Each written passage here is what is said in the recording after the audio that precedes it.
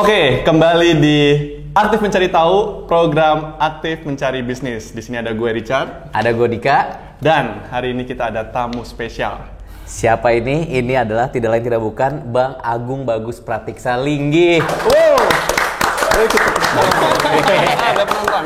Ini ada berapa banyak penonton di sini? Ya, 500.000. ada 300 lah ya. Online semua. Nah, kebetulan Bang Ajus ya Bang biasa dipanggil ya. Bang Ajus ini senior kita ya di waktu SMA ya. Waktu SMA. Kita angkatan 21, beliau angkatan 19. Salah satu abang yang ngedidik kita juga ya waktu kita masih kelas 10 ya, kelas Bang 10. ya. Ada 2 tahun. Iya, terkenal baik, tidak pernah ngebantai. Ya Bang, enggak pernah ya Bang ya. Kok kita jadi tegang gini sih, Chan? Nah, nih seperti di background nih udah ada nih kelihatan, bisa dilihat di kamera kan, Isola. Nah, sebelum membahas apa itu Isola, mungkin bisa dari Bang Ajus mungkin cerita dulu nih bagaimana, mungkin dari SMA ya, kan kita dulu satu SMA nih. Benar. Terus perjalanannya sampai ada Isola di belakang background ini, Bang. Oh, iya. Wah, kalau dari SMA nih sebenarnya ya, gue dari dulu emang waktu SMA emang gue udah punya cita-cita buat jadi pengusaha. Oke. Makanya gue dulu walaupun nilai gue cukup buat IPA, Oh Bang IPA ya Bang? Enggak, gue IPS. Oh. Terbaik loh di IPS. Itu remeh-remeh gue. Maksudnya nggak apa-apa. Ini kita juga IPS ada. Ya jadi emang gue dari kecil emang cita-cita pengen jadi pengusaha. Jadi waktu habis di ITN, sebenarnya gue mau masuk Akpol tuh, cuman nggak dikasih sama bokap gue. Itu dari abangnya sendiri yang mau Akpol Bang, polisi? Iya kan, lu Bang Ajis tahu polisi. gimana dulu kan, ada abang-abang TNI semua pada kayak TNI Polri gitu kan, kayak keren banget nih kan. Terus kayak gue pikir bokap gue bilang kayak jangan polisi, ya cukup jadi teman polisi aja. Ya, udah jadi polisi kan banyak gitu. Yang jadi pengusaha dikit, jadi mendingan lo jadi pengusaha. Ya udah akhirnya gue mutusin buat kuliah. Nah, waktu itu gue itu kayaknya gue angkatan pertama yang ada undangan untuk masuk ke kampus-kampus kan. Cuman gue nggak ambil undangan itu walaupun gue dapet, karena gue takut ya diomongin lah sama teman-teman angkatan gue. Akhirnya karena gue mau ke luar negeri, ada pikiran mau ke luar negeri nih, daripada gue ngambil undangan terus gue ambil, mendingan gue langsung sekalian ke luar negeri gitu. Dan waktu itu gue milih UK, gue S1-nya di Manchester kan. Nah, jadi dari Manchester itu gue juga ngambil International Business, Finance and Economics. Terus terang gue pikir belajar international business itu belajar bisnis coy.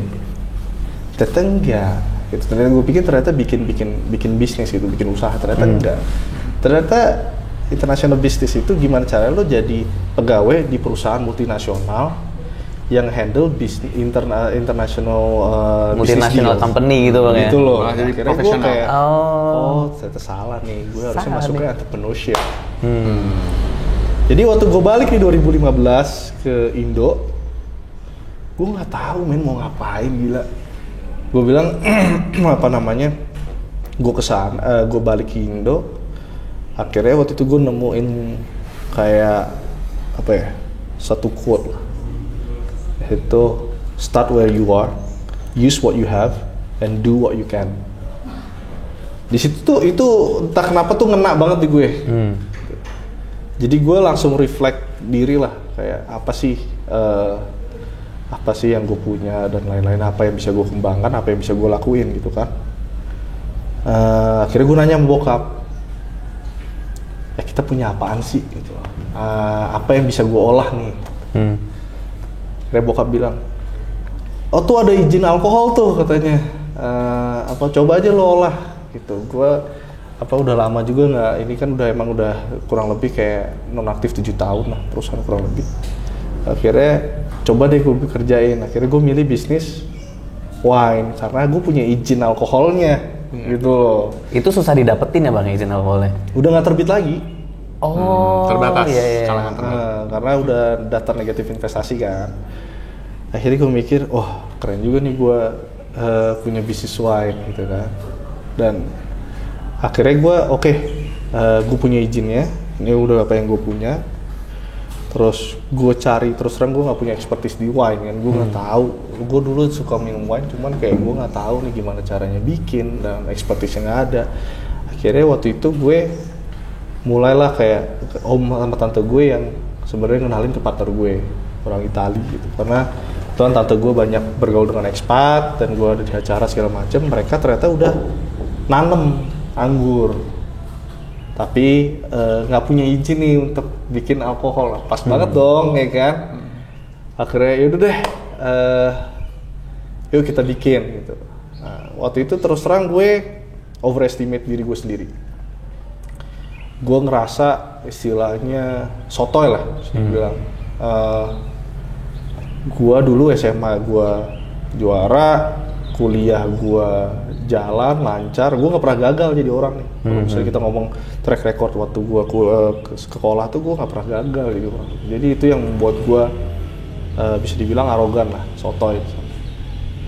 Akhirnya waktu itu om gue bilang kayak apa namanya, coba pelan-pelan dulu aja, jangan langsung terjun. Maksudnya oke, kasih aja apa namanya, mereka ngulik-ngulik dulu produknya sampai kira-kira rasanya cocok dan lain-lain, baru kita bener-bener gabung gitu.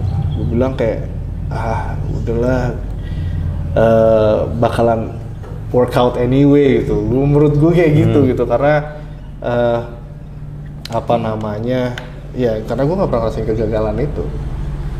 Akhirnya gue baru tahu tuh ya kan, ternyata bikin wine tuh minimal paling cepat 6 bulan. Oh, buat produksinya ya bang ya? Terus buat kalau red itu bisa 1 tahun lebih. Waduh, lama juga tuh. Bos, lama banget. Gue waktu itu istilahnya apa namanya, gue dihadiahin mobil nih karena baru lulus dari UK, dihadiahin mobil buat bokap gue buat operasional lah segala macem. Pas gue mulai bisnis itu kan kagak, bukan bleeding lagi bos, orang kagak ada pemasukan. Nunggu setahun gabut gitu bang. Kos semua, kos kan gue nggak mungkin tiba-tiba gue ngomong ke pegawai gue, ntar gue bayar lu tahun depan deh pas mulai jualan, kan nggak mungkin bro, ya kan. Akhirnya apa, gue jual tuh mobil.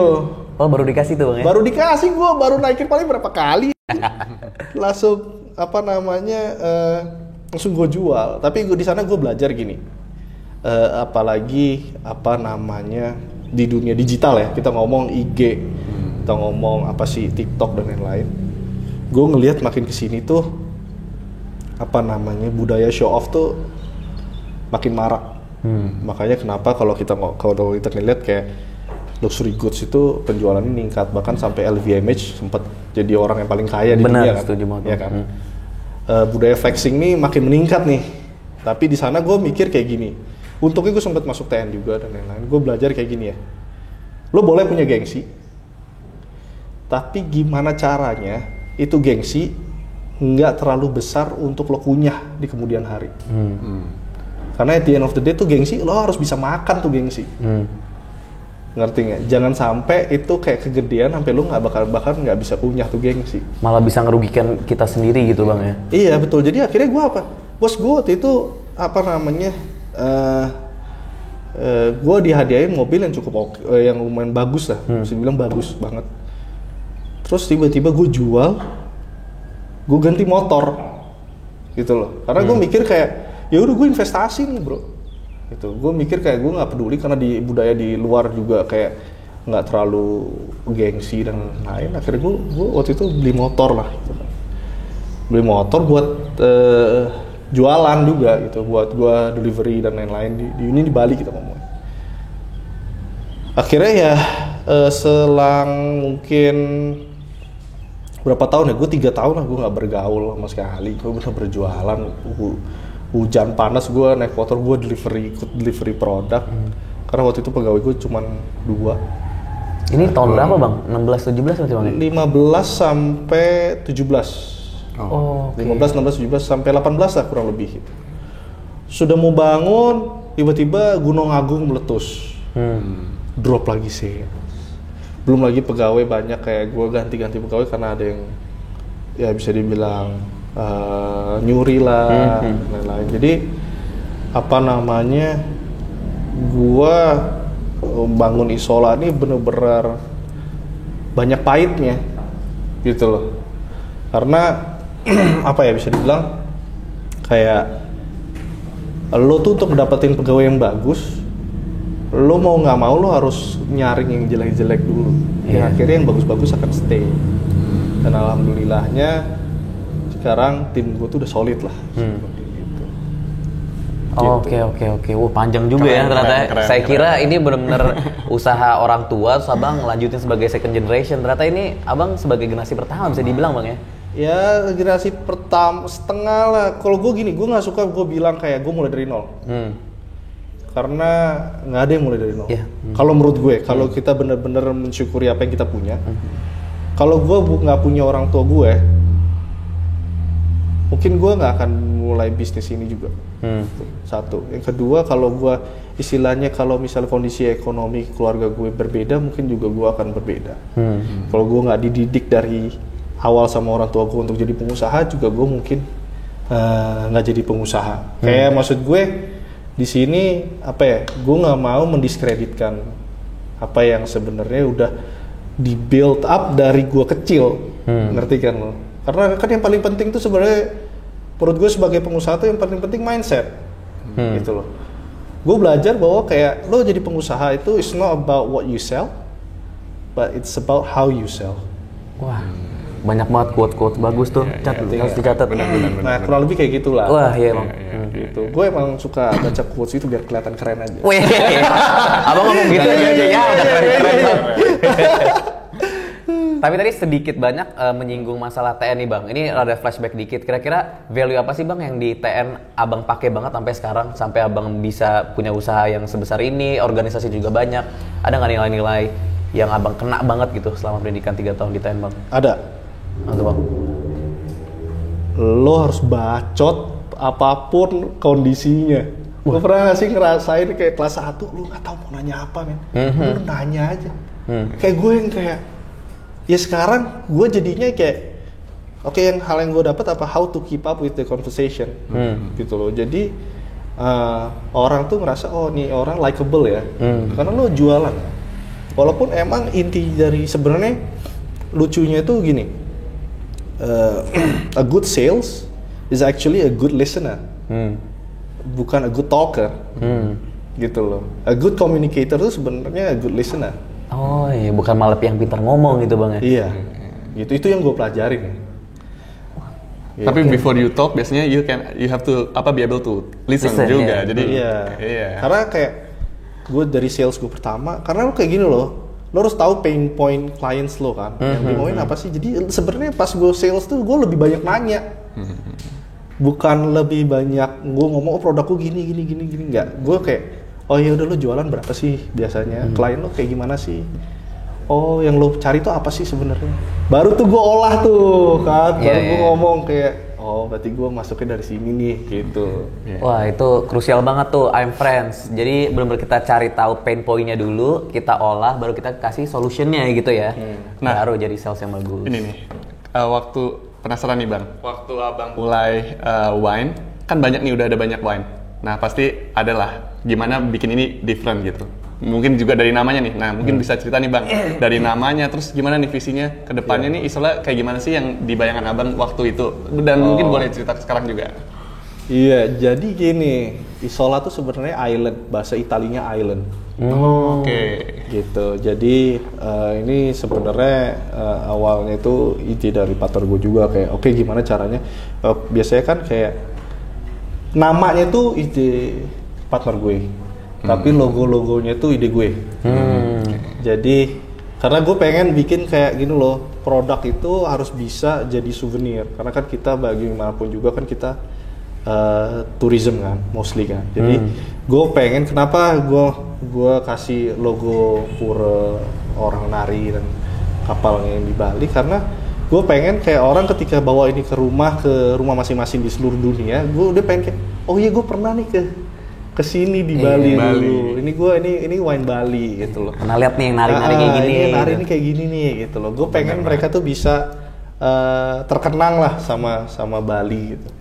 Dan emang waktu gue mulai itu udah ada wine lain. Tapi belum bisa, entah kenapa belum bisa merepresent Bali sebagai istilahnya, karena brand Bali itu kan sebenarnya bagus ya. Nama Bali itu udah bagus, tapi belum ada nih yang bisa keep up sama brand Balinya. Bali Icon.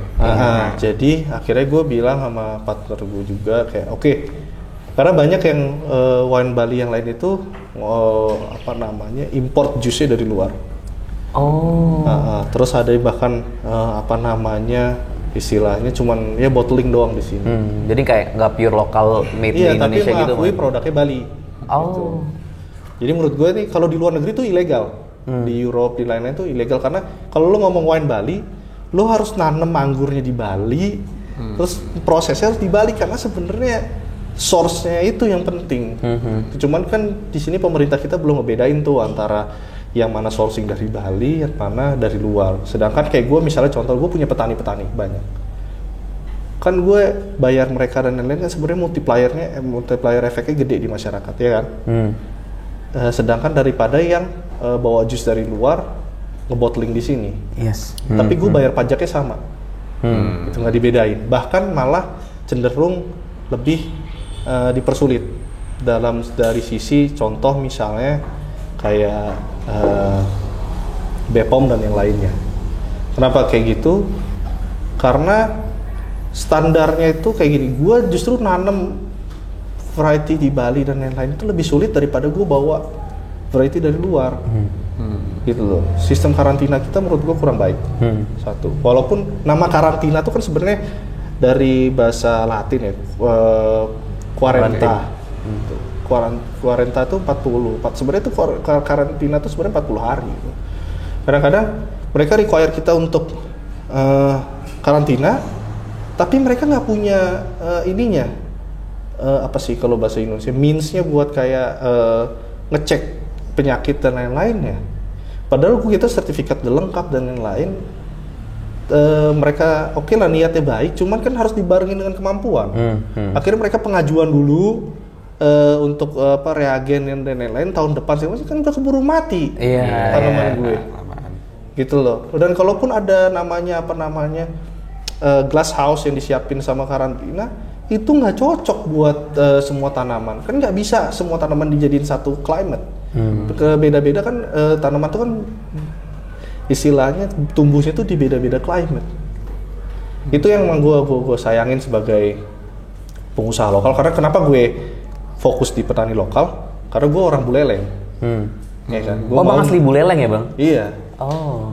Jadi makanya gue kayak pengen ngemajuin petani sini juga. Oke. Kayak gitu ceritanya. Iya, jauh lebih impactful-nya lebih tinggi, lebih besar ya, lebih wide ya kalau misalnya kita produksi di Bali sendiri banding orang yang ya beli putus aja dari luar negeri gitu. Cuma menangnya mereka pasti dapat certified yang udah Indonesia percaya itu rapi gitu bang ya. Sedangkan kita, maksudnya abang bikin sendiri malah disusah-susahin gitu bang ya. Iya, sebenarnya bukan disusahin, lebih kayak birokrasinya memang sulit. Iya, infrastrukturnya belum ada juga kali bang ya tadi fasilitasi tadi glass house dan lain-lainnya. Iya, jadi ini sedikit yang gue share ya. Kenapa gue bangun Isola itu, satu emang buat majuin Bali, kedua emang gue pengen ngebuktiin bahwa Bali itu unik, yang bener-bener ini yang real wine dari Bali itu ya lu nanam di Bali. Emang that's how it is gitu loh, ngerti nggak? Jadi yang bikin kita sebenarnya walaupun kita nanam di Bali kan, yang lain kenapa import justru karena nggak bisa naikin kualitas. Kualitas anggur, karena anggur yang beredar di masyarakat di sini itu anggur makan, bukan anggur wine. Itu ada dua variety gitu. Ya kan. Nah, kita tuh gimana caranya? Akhirnya kita carilah varietas anggur dari luar yang udah di Indo. Maksudnya yang udah di apa sih namanya, udah masuk daftar dari karantina dan yang lain. Akhirnya kita tanam di Bali. Akhirnya tumbuh dengan baik gitu loh. Dan bedanya gue sama yang lain apa? Yang lain punya winemaker, gue tuh punya viticulturalist gitu loh. Viticulturalist tuh kayak yang nanamnya, sistem tanamnya. Ngerti nggak? Itu kan beda loh sama chef sama petani kan beda nih. Untuk nge-cultivate source-nya kan anggur itu kan butuh orang kan. Nah, gue punya gitu loh. Gimana ningkatin kualitas anggur yang ada di Bali? Karena kalau misalnya lo beli putus, otomatis kan kalau petani dia pasti ngincer kuantitas dong, karena lo belinya sekian per kilo, harganya sekian, ya kan, per kilo. Nah, kalau gue bedanya apa? Gue tuh punya kelompok-kelompok tani ini yang gue gaji. Jadi kayak they're part of the company gitu. Di samping ketika kualitas anggurnya bagus, mereka dapat bonus justru. Jadi based on kemanisan anggurnya. Iya. Jadi nggak cuma quantity tapi quality juga gitu. Iya. Jadi kalau misalnya di bawah, kalau kita ngomong di bawah 18 brix itu kita nggak ambil tingkat kemanisannya gitu. Kita nggak ambil. Justru kalau di atas kita kasih bonus merekanya. Karena komponen harga dari anggur itu 75% larinya itu ke pemilik lahan. Petani kita tuh bukan petani pemilik lahan loh, petani buruh kita. Oh iya. Tapi kalau gue sistem bonusnya itu akan buat mereka. Pemilik lahannya? Enggak, bukan petaninya. Iya. Yang harga normalnya itu untuk pemilik lahan. Jadi insentif mereka untuk naikin kualitas anggur itu jadi lebih tinggi gitu loh. Makanya gue bisa dibilang kalau kita ngomong wine Bali yang ditanam di sini, gue bisa bilang wine kita yang paling tinggi kualitasnya. Wah, mantap sekali. Tadi ngomongin masalah kualitas Isola Bang, sebenarnya kita boleh tahu nggak sih Bang sedikit banyak tentang proses pembuatan Isola itu Bang? Yang gampang dimengerti oleh I'm Friends ini Bang. Iya, gampangnya sebenarnya gini. Tuh anggur jadi ini ada dua sisi ya. Kalau mau yang white sama yang rosé, ada yang red kan gitu kan. Kalau yang white sama rosé ini proses fermentasinya cuma sekali dan itu nggak pakai kulitnya. Gitu. Berarti yang rosé pakai lah Bang. dikit. Itu sebenarnya rosé itu prosesnya bencong. Proses antara white sama red itu loh dijadiin satu gitu loh. Nah, kenapa dia lebih cepat jadi? Dan sebenarnya kalau white sama rosé itu sebenarnya lo harus dikonsum itu fresh. Maksudnya bukan aging dia. Dia nggak di age. Justru dia tuh yang fresh, yang maksudnya dari tahun lalunya gitu-gitu loh. Nah, kalau misalnya sebenarnya simpelnya kayak gini.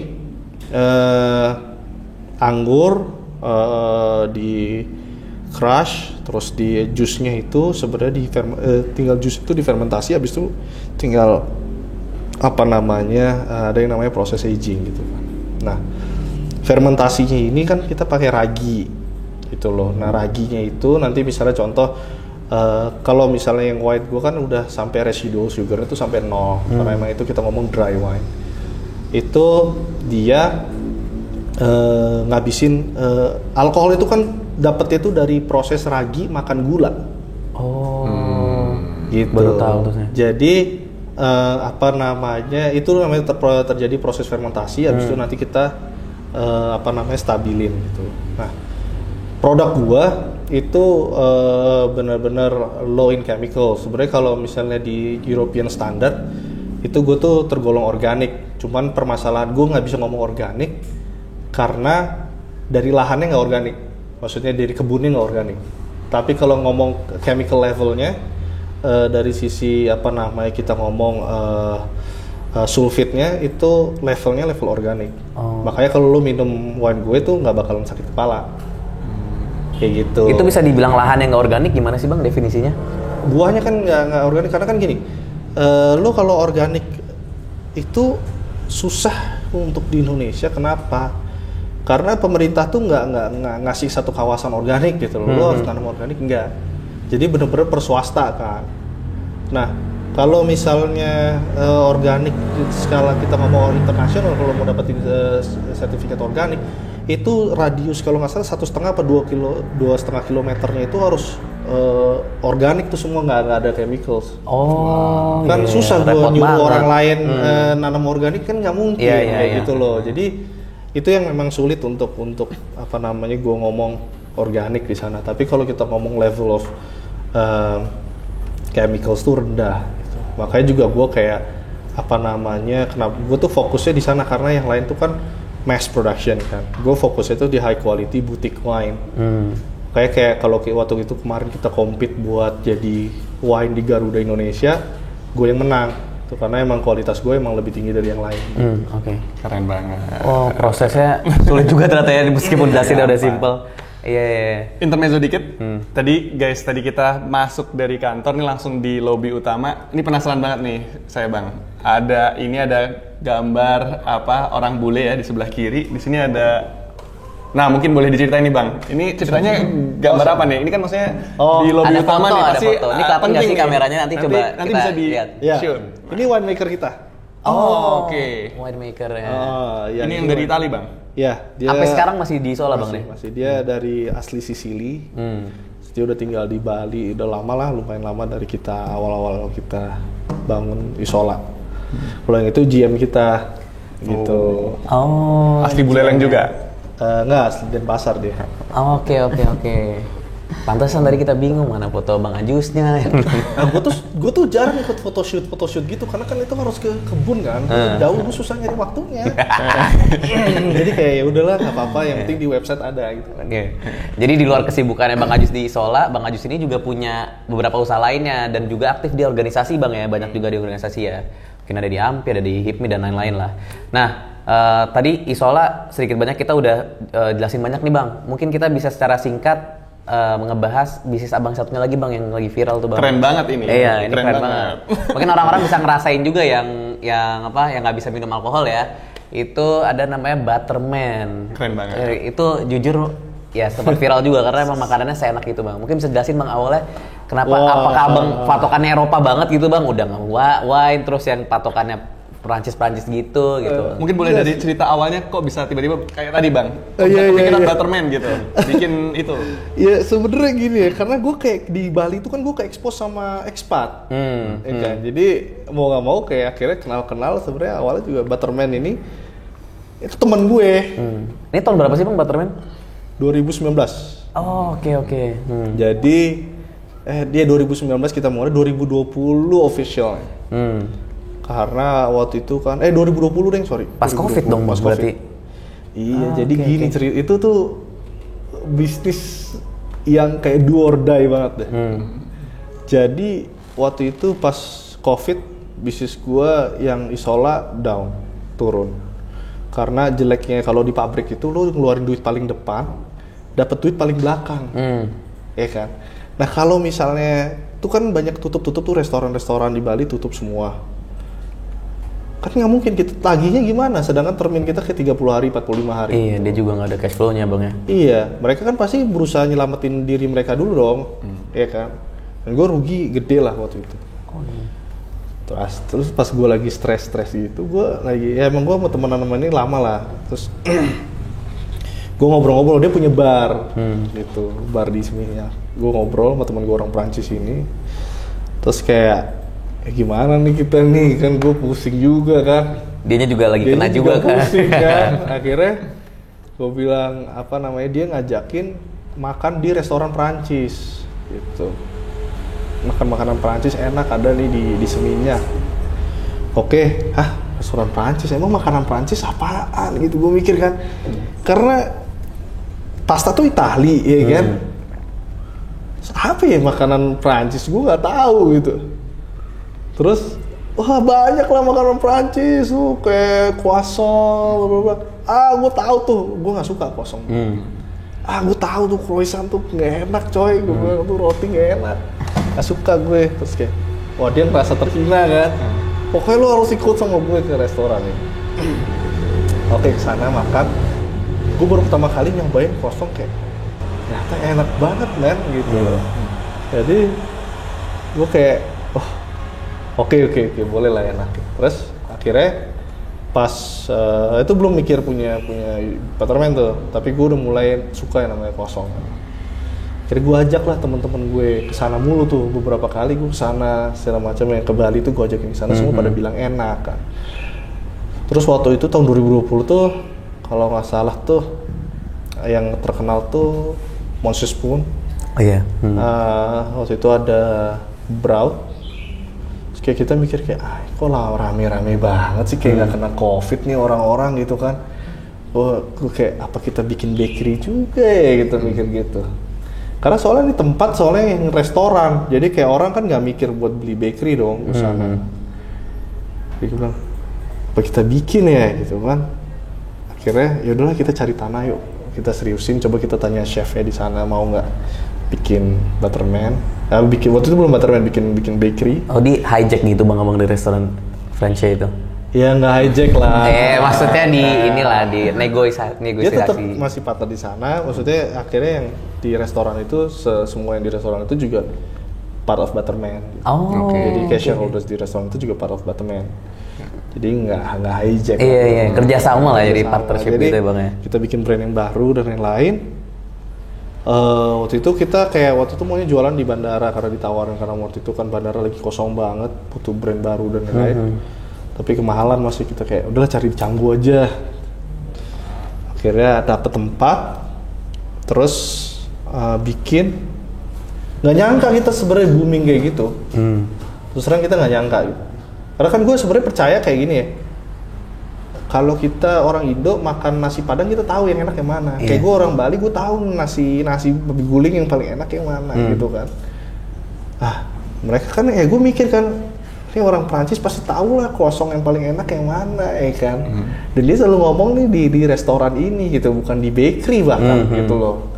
Jadi dan gue pas ngajakin orang-orang Indo ke sana, teman-teman gue dari Jakarta semua pada bilang enak gitu, dan mereka literally emang benar balik juga gitu.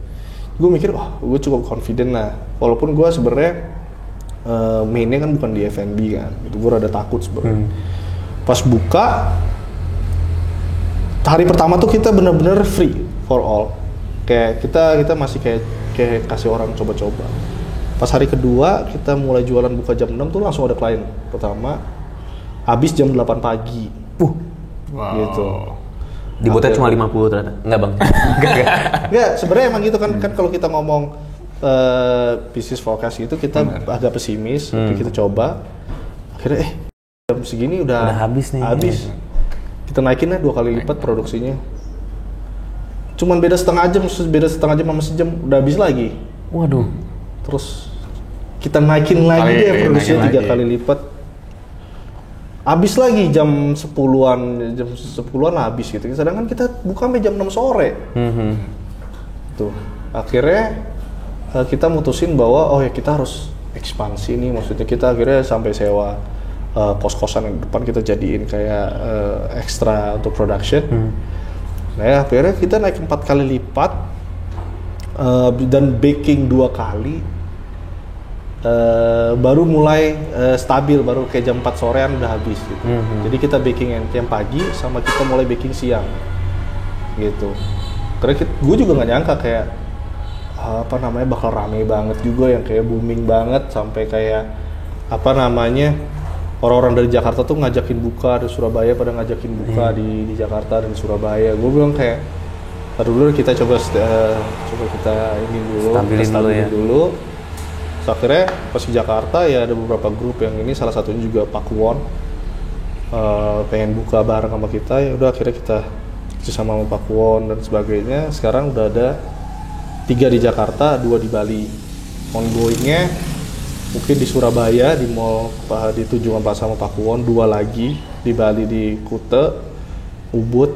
Soon lah mungkin next year udah ke realisasi. Mantep banget, cepat gitu banget ya. Tapi proses di Butterman lebih simpel ya bang ya? Maksudnya pembuatan bakery-nya itu bang dibanding Isola ya? Iya, Isola cepet ya? Karena cash flow kan, soal cash flow. Dan gue juga dari awal Isola berdiri, gue nggak pernah ngambil dividen. Jadi yang dari awal itu cuma 12.000 liter, sekarang udah kayak produksi kita udah lebih 100.000 sampai 150.000 botol setahun.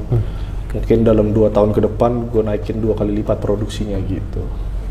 Wah keren bang, mantep. Saya penasaran namanya bang, kenapa Butterman bang? Itu catchy banget lagi namanya ya sebenarnya. Itu tuh sebenarnya gini tau nggak? Itu tuh kita tuh punya nama itu sebelum ada Bakerman di Jakarta. Oh tuh mepet. Iya, kayak pas kita udah bikin branding semua tiba-tiba ada yang buka di Jakarta Bakerman. Udah terlalu telat untuk ganti nama gitu. Jadi Butterman tuh sebenarnya waktu itu kita ya sebenarnya kolektif lah, kita ngomong apa nih namanya. Dan emang kenapa Butterman? Karena emang main ingredient di kosong itu kan butter. Butter. Gitu ceritanya. Oke bang, Udah banyak banget yang kita dapetin banyak. ya dari Bang Ajus. Kira-kira terakhir kesan pesan apa nih Bang buat para I'm Friends nih, terutama buat yang mau memulai bisnis atau mungkin buat growing the business mereka gitu Bang, supaya bisa sebesar Isola maupun Butterman gitu Bang. Ada saran-saran nggak Bang? Boleh. Satu, Quotes paling- abang yang abang yang mantepin tadi gitu. kan, start where you are, use what you have, do what you can. Lebih ngeliat ke dalam, apa yang kita punya, apa yang kita bisa manfaatin. Karena kalau misalnya ngeliat keluar terus, kita bawanya sirik. Nggak sih? Kita malah nggak pede sama diri kita sendiri gitu. Karena bahkan lo pada punya apa yang gue nggak punya. Nah itu yang lo harus kayak istilahnya pikirin gitu, apa sih yang kira-kira gue bisa lakuin dan apa yang gue punya yang bisa gue manfaatin, baik dari relasi, modal, apa yang bisa lo lakuin tuh semua tuh bisa jadi modal tuh kan.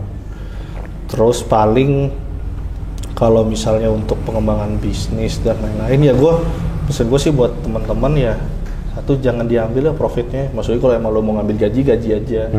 Profit itu buat kembangin. Reinvest lagi buat Iya. buat growing gitu Ya, maksudnya. karena maksud gue juga kayak yang penting cukup. Nah, gue juga sebetulnya gue bersyukur kayak istilahnya gue masih punya rumah yang istilahnya kalau gue kenapa-napa gue masih bisa balik, ya kan. Dan itu gue bersyukur. Gitu. Lama-lama kayak karena lo ngeliat ke dalam tuh lo akan semakin bersyukur sama keadaan lo sendiri, gitu. Dan yang namanya bisnis, lo harus siap rugi. Maksudnya lo siap nggak ada penghasilan mungkin berapa tahun. Konsekuensinya harus bisa diambil ya Bang. Iya, ya, karena gue resikonya. dulu sempat minder terus terang kalau ngumpul-ngumpul anak TN segala macam udah pada jadi kayak gue berpenghasilan istilahnya kita ngomong waktu itu ya bisa bilang mepet UMR lah gue yang bisa gue ambil sebagai gaji gitu. Gue istilahnya gue nabung waktu itu kayak buat kayak weekendan gitu, gue bener-bener kayak makan di rumah aja gitu. Karena gue mikir kayak istilahnya ini gue nggak mau kemakan gengsi. Maksudnya gengsi yang harus bisa gue makan nih gitu loh. Jadi dan itu yang ngebuat gue kayak lebih berani buat kayak explore istilahnya kalau kenapa-napa toh juga gue bisa downsizing lifestyle gue gitu loh. Ngerti kan? Sama paling kalau misalnya gue bilang pengembangan bisnis itu menurut gue pegawai itu bagian utama. Terus gue kadang-kadang orang lihat kayak istilahnya profit segala macam. Yang harus dipelajarin adalah ada orang di balik angka-angka tersebut. Gimana caranya lo mengorangkan orang lo memanusiakan orang-orang yang kerja sama lo, gitu. Di samping dari istilahnya target lain, tapi lo harus mengerti bahwa yang kerja sama lo tuh manusia. Ngerti nggak sih?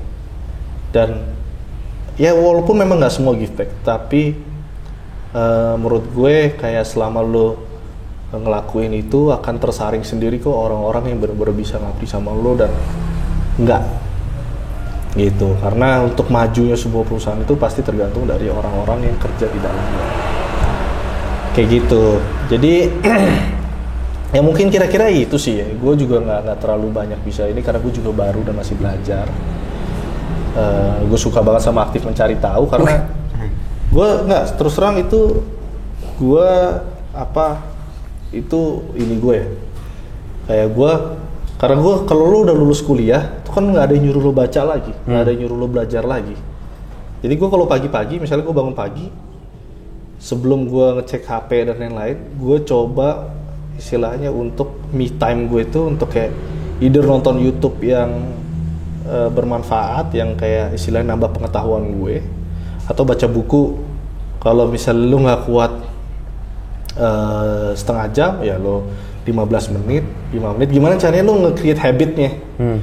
Ngerti gak sih lo? Kayak lo lagi gak seneng baca ya udah gak usah paksain baca, lo nonton YouTube tapi yang kayak yang lo lagi pengen dengerin apa sih gitu. Sekedar history juga gak apa-apa, sekedarnya gak apa-apa. Yang penting gue kayak nge-allocate waktu gue pagi-pagi itu karena kan lo kadang-kadang ngantuk juga kan baca gitu. Macam kadang gue juga kayak gak selalu interest gitu, cuman kalau pagi-pagi lu baru bangun tuh susah ngantuk. Gitu loh. Jadi itu yang gue coba kayak 15 menit atau 30 menit me time gue tuh kayak gue belajar sesuatu yang baru dan lu merasa hari lu tuh lebih kayak produktif. Jadi kayak lu kayak oh gue belajar sesuatu hal yang baru nih. Lu ngerasa lu lebih baik dari diri lu yang kemarin nih. Jadi kayak positif energinya tuh dapet gitu. Itu bagus banget sih sarannya, ya. Gitu. Terima kasih banyak. Sebelum buka HP itu ya, iya. Wah banyak banget yang kita dapat dari Bang Ajus nih. Oke, itu aja sih Bang. Terima kasih banget waktunya Bang udah memberi kesempatan kita datang ke Isola. Terus juga sukses terus Isola, Butterman dan usaha-usaha Bang yang jalanin dan organisasinya. Begitu aja dari saya Prabadika signing out. Saya Richard. Saya Ajus sih. Tamu spesial kita. Terima kasih Bang Ajus.